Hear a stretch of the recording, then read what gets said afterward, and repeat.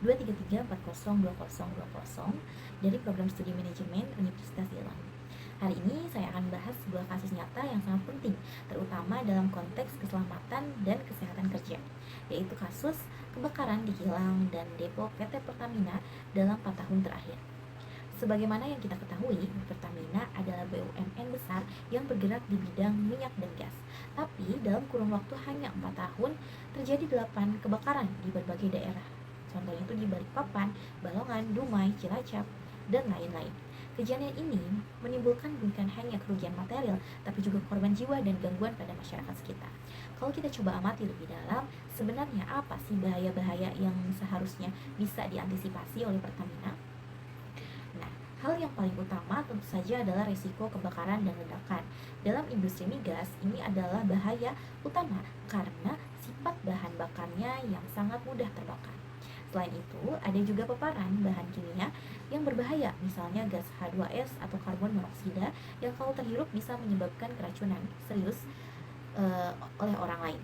Dan listrik dan konsleting juga bisa jadi pemicu kebakaran, apalagi di area yang penuh uap atau mudah terbakar. Belum lagi kesalahan manusia atau yang biasa kita sebut human error, seperti tidak mengikuti SOP, lengah saat bekerja. Kalau kita bicara tentang kilang minyak, maka kita bicara tentang lingkungan kerja yang penuh resiko. Di sana banyak bahaya bisa datang dari berbagai arah, mulai dari kondisi fisik, bahan kimia, sampai kesalahan manusia. Bahaya yang paling umum adalah kebakaran dan ledakan yang bisa terjadi kalau ada bahan mudah terbakar dan suhu tinggi. Nah, selain itu, tekanan di pipa dan suhu ekstrim juga berpotensi menyebabkan insiden serius, bahkan kebisingan dari mesin pun bisa jadi masalah kalau terus-menerus tanpa pelindung. Lalu ada bahaya kimia, kita juga harus waspada terhadap bahaya mekanikal seperti kerusakan mesin, korosi pada pipa, atau sistem pengaman yang gagal. Bahkan, desain dan konstruksi yang buruk pun bisa menimbulkan masalah jangka panjang yang banyak gitu ya. Terakhir, ada bahaya operasional seperti kelelahan operator, kesalahan prosedur, atau kurangnya pelatihan. Nah, ini semua termasuk human error yang bisa terjadi kapan saja kalau SOP tidak ditegakkan dengan baik. Nah, dari semua potensi bahaya tadi, ada beberapa hal yang paling utama dan harus diwaspadai secara khusus. Yang pertama, tentu saja kebakaran dan ledakan ini bisa terjadi kalau ada kebocoran bahan bakar, tekanan tinggi, reaksi kimia, atau korsleting listrik. Nah, kedua, bahaya dari paparan bahan kimia. Zat seperti LPG, bensin, atau sulfur bisa menyebabkan iritasi kulit, gangguan pernapasan, dan bahkan efek jangka panjang jika terpapar terus-menerus. Nah, ketiga, gas beracun seperti H2S dan karbon monoksida. Kalau sampai terhirup dalam jumlah yang besar, bisa langsung menyebabkan pingsan, bahkan kematian. Nah, keempat, bahaya listrik.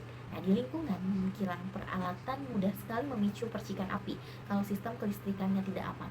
Lalu ada faktor eksternal seperti cuaca ekstrim atau petir yang menyambar ke tangki terbuka, dan yang terakhir bahaya dari kesalahan manusia atau yang tadi sudah saya jelaskan, yaitu human error yang bisa menyebabkan kecelakaan kerja entah karena lupa atau lalai, prosedurnya terburu-buru. Nah, tata cara pengendalian bahaya untuk mencegah semua bahaya tadi, kita pakai pendekatan hierarki pengendalian bahaya. Nah, ini adalah prinsip yang membantu kita menurunkan resiko dari yang paling efektif sampai yang paling dasar. Nah, yang paling pertama adalah eliminasi, yaitu menghilangkan sumber bahaya sepenuhnya kalau tidak bisa. Nah, kita pakai substitusi, yaitu mengganti bahan atau proses dengan yang lebih aman. Nah, selanjutnya kita bisa lakukan adalah rekayasa teknis, misalnya dengan memasang sistem otomatis seperti detektor gas dan alat pemadam kebakaran. Nah, selain itu, kita juga perlu pengendalian administratif, artinya punya SOP yang jelas dan jadwal pelatihan rutin serta pengawasan yang sangat ketat. Nah, terakhir kita juga harus memakai APD nih. APD ini alat pelindung diri seperti helm, masker, sarung tangan, dan sepatu yang aman. Nah, karena ini jadi garis pertahanan terakhir bagi kita. Oke, pengendalian bahaya juga dibagi berdasarkan tingkatannya. Nah, ada tingkatan tinggi, yaitu kita perlu sistem deteksi kebakaran, shutdown darurat, dan peralatan tahan ledakan. Bahkan desain kilang pun seharusnya sudah mempertimbangkan prinsip keselamatan sejak awal. Nah, di tingkat menengah, kita fokus pada perawatan rutin, inspeksi berkala, analisis resiko sebelum menjalankan operasi non rutin. Sedangkan di tingkat rendah, kita pastikan SOP dijalankan, izin kerja dikelola, dan simulasi tanggap darurat dilakukan secara rutin agar semua orang siap kalau terjadi hal yang tidak diinginkan. Oke.